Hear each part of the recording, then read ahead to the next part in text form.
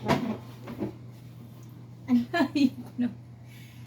guys! So mag-isa akong kakain ngayon dahil kakaalis ng aking asawa at nagbabantay naman si Yuna sa taas kay baby boy, tsaka pa lang akong makakakain dahil kakatulog lang ng isang maliit. So yan, nagluto ako ng paksiw. Yan o, isa sa mga favorite kong isda, yung bilong-bilong kaso maliliit lang siya ngayon. So yan, pinaksiw ko kahapon, kami ng prito. Naglagay kami ng prito. Yan. Ubusin na natin tong kanin, no? Dahil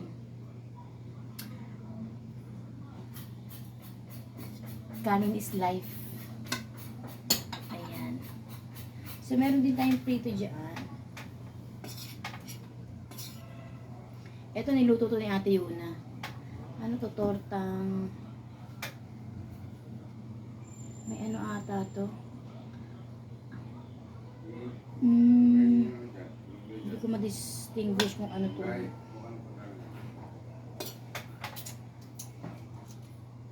At hindi mawawala ang ating sriracha.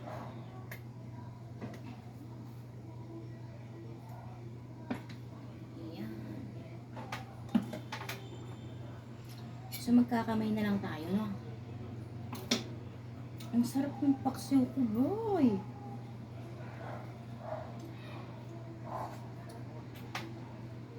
Ano ulam nyo, guys?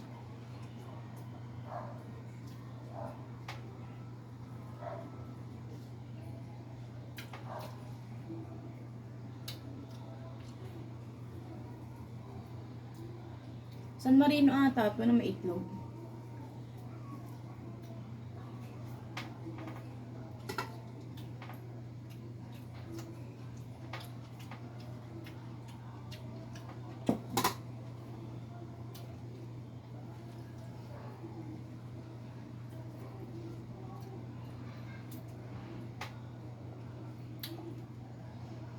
Huwag kayo magtaka kung bakit parang construction worker ako kumain dahil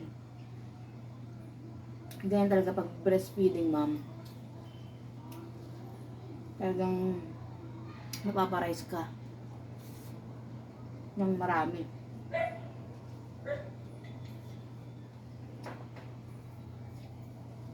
Ito kanina inalmusal ko. Kamote kasi kanina mainit pa yan, tsaka saging na saba. Maganda sa umaga, di ba? Tapos kaping mainit, sarap.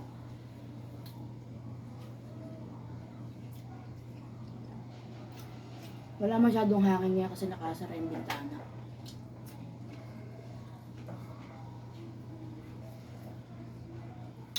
Ginutom ako kanina sa paglabas namin ng Clyde.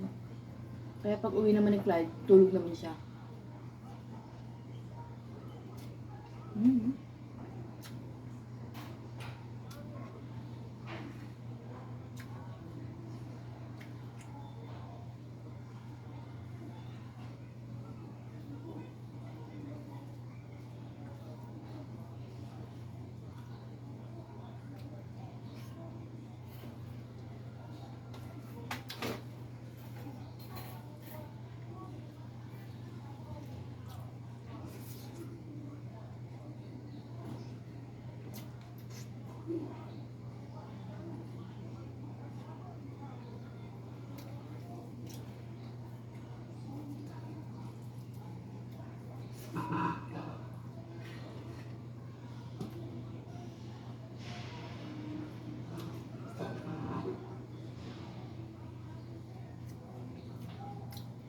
Sarap ng paksiw.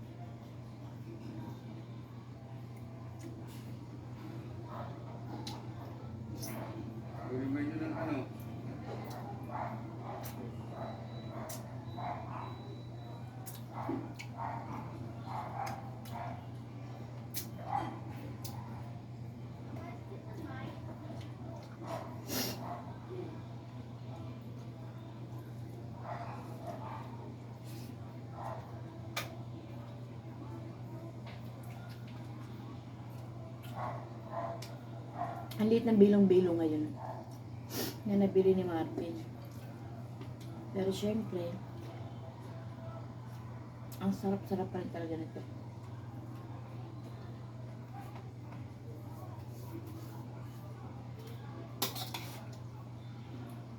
Tinamad na ako kumuha ng sausawan. Kasi meron naman akong gulay dun sa kabila. Meron yung masarap na sabaw. Ginisa sa oyster sauce.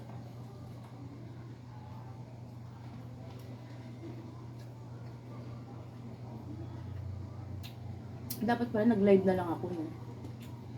Para may nakakausap ako habang kumakain.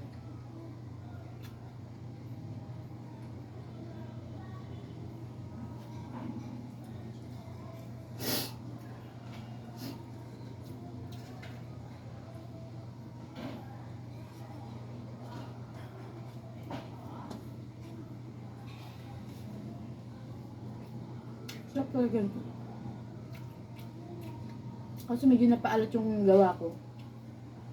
Kasi parang hindi ako tiwala sa hugas ni ng isda kasi nilagyan ng asin. So inulit ko, nilagyan ko ulit ng asin. Ayun. Bida-bida, alat. Pero yung alat niya, sumasakto naman doon sa kanin.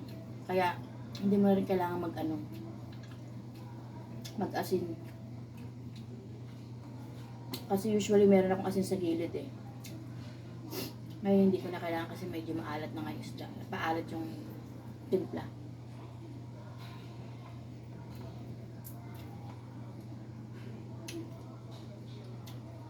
Ito talaga yung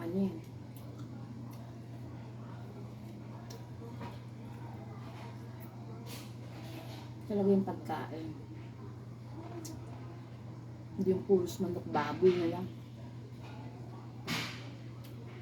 Puros lang tayo grab. Deliver. Ba?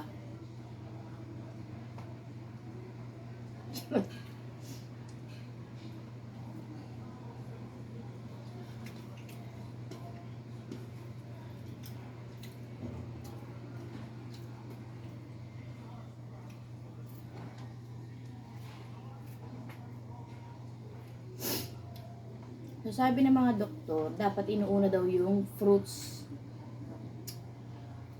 Especially sa umaga pag wala pang laman ng tiyan mo kasi yung enzyme, yung nutrients ng mga fruits dapat mas unang nape-penetrate ng ating katawan kaysa sa iba pang pagkain. So, malitong dessert natin dapat fruits muna na walang laman yung tiyan. Okay? Para mas mauna yung pag-absorb ng nutrients ng katawan. Tulad yan, kumain na ako nito. Para nagkakaroon ng wala nang use yung pagkain ko nito. Para mabubusog ka na lang, ganun. Parang pang-refresh na lang dun sa kinain mong isda. Pero nutrients, hindi na sure na 100% na ma-absorb mo siya, di ba? Parang ganun yung explanation niya dun.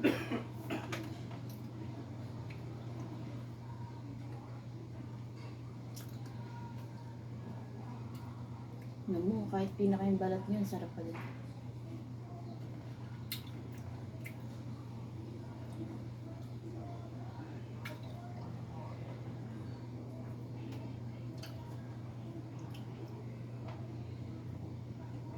Masarap din itong siya sa gatas.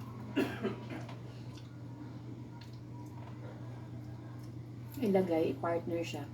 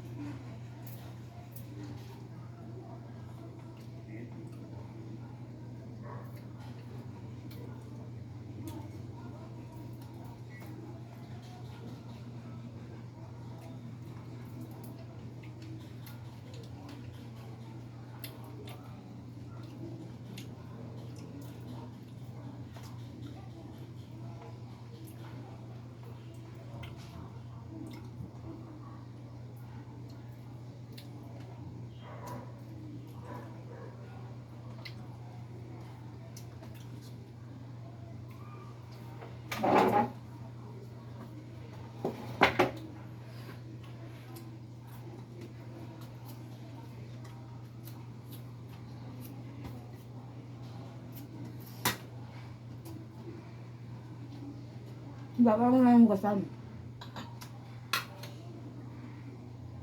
Alisin natin lahat yan para lumuwag na yung lamesa.